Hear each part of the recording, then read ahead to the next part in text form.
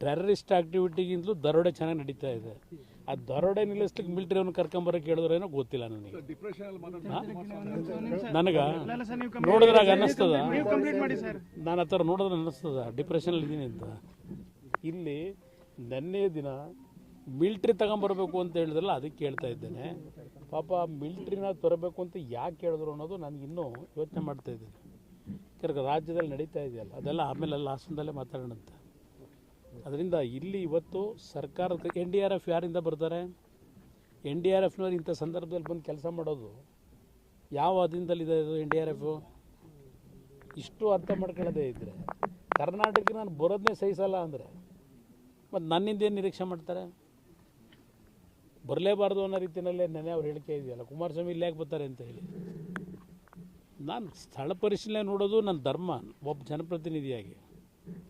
ಮಂಡ್ಯಗೆ ಹೋದರೂ ಬೇಡ ಅಂತಾರೆ ಹೋಗೋದು, ಉತ್ತರ ಕನ್ನಡಕ್ಕೆ ಹೋಗ್ತೀನಿ ಅಂದರೆ ಅಲ್ಲೂ ಬೇಡ ಅಂತಾರೆ. ಸದ್ಯ ಇಲ್ಲಿಗೆ ಹಾಸನದವ್ರು ಬರಬೇಡಿ ಅಂತ ಹೇಳಿಲ್ಲ.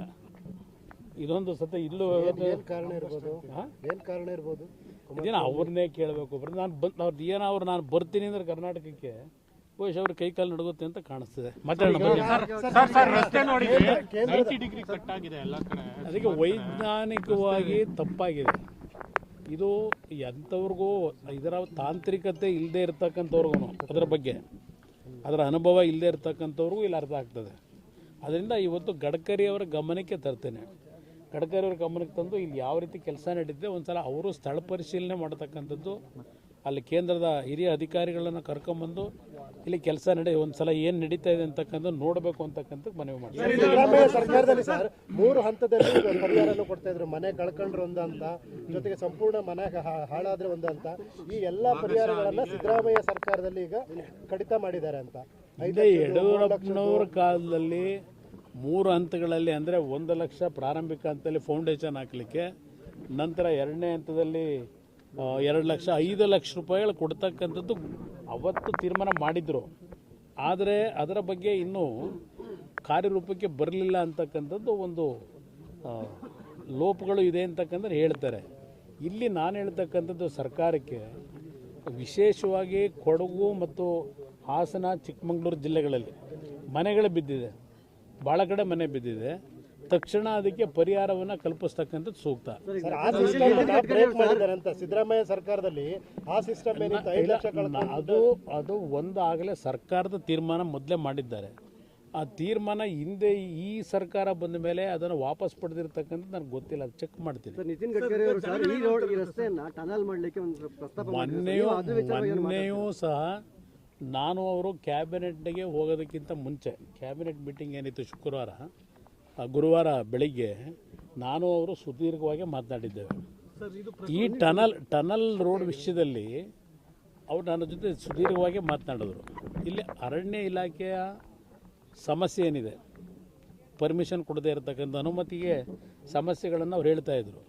ಇಲ್ಲಿ ಒಂದು ಟನಲ್ ರೋಡನ್ನು ನಾವು ಮಾಡೋದ್ರಿಂದ ಇವತ್ತು ಈ ಒಂದು ಪ್ರಕೃತಿಯ ಮೇಲೆ ಆಗ್ತಕ್ಕಂಥ ಅನಾಹುತವನ್ನು ತಪ್ಪಿಸ್ಬೋದು.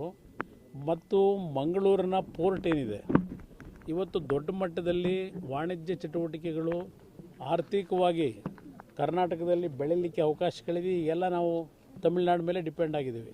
ಅಲ್ಲಿ ಪೋರ್ಟ್ಗೆ ಹೋಗಬೇಕು ಸರಕುಗಳೆಲ್ಲ.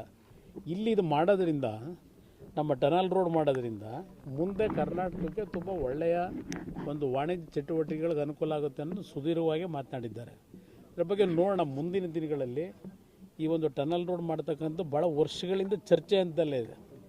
ಅದನ್ನು ಕಾರ್ಯರೂಪಕ್ಕೆ ತರಲಿಕ್ಕೆ ಪ್ರಯತ್ನ ಪಡ್ತೀವಿ. ರಾಷ್ಟ್ರೀಯ ಹೆದ್ದಾರಿ ಅಧಿಕಾರಿಗಳು ಈ ಪ್ರಕರಣ, ಈ ವಿಚಾರವನ್ನ ಅಷ್ಟು ಗಂಭೀರವಾಗಿ ಪರಿಗಣಿಸ್ತಾ ಇಲ್ಲ, ಜೊತೆಗೆ ಇದಕ್ಕೂ ನಮಗೆ ಸಂಬಂಧವೇ ಇಲ್ಲ ಅನ್ನೋ ರೀತಿಯ ವರ್ತನೆ. ಅದಕ್ಕೋಸ್ಕರಲೇ ಇವತ್ತು ಬಂದಿದ್ದೇನೆ. ಇಲ್ಲಿರ್ತಕ್ಕಂಥ ಪರಿಸ್ಥಿತಿಗಳನ್ನು ನಾನು, ಅಶೋಕ್ ಅವರು ಇಬ್ಬರೂ ಬಂದು ಈಗೇನು ಪರಿಶೀಲನೆ ಮಾಡಿದ್ದೇವೆ. ನಾನು ದೆಹಲಿಗೆ ಮತ್ತೆ ನಾಳೆ ಏನು ಹೋಗ್ತಾ ಇದ್ದೇನೆ.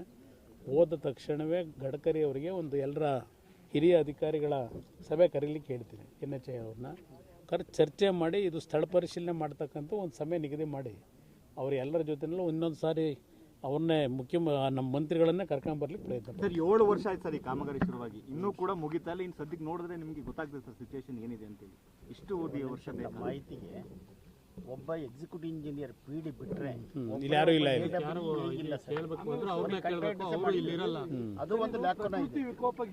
ಅದೇ ಮೇನ್ ನಾನು ಹೇಳಿದ್ದಲ್ಲ ಇಲ್ಲಿ, ನಾನು ಅದನ್ನೇ ಮೊದಲೇ ಹೇಳಿದ್ದು, ಇಲ್ಲಿ ಕೆಲಸದಲ್ಲೂ ಕಳಪೆ ಕಾಮಗಾರಿ ಅಂತಕ್ಕಂದ್ರೆ ಮೊದಲೇ ಹೇಳಿದೆ. ಅದಕ್ಕೇ ಇದೆಲ್ಲವನ್ನು ಸರಿಪಡಿಸ್ಲಿಕ್ಕೆ ಕೇಂದ್ರ ಸರ್ಕಾರದ ಜೊತೆಲೂ ಚರ್ಚೆ ಮಾಡಬೇಕು, ಸಂಬಂಧಪಟ್ಟಂಥ ಇಲಾಖೆ ಮಂತ್ರಿ ಗಡ್ಕರಿ ಅವ್ರ ಜೊತೆಲಿ ಚರ್ಚೆ ಮಾಡ್ತೀವಿ.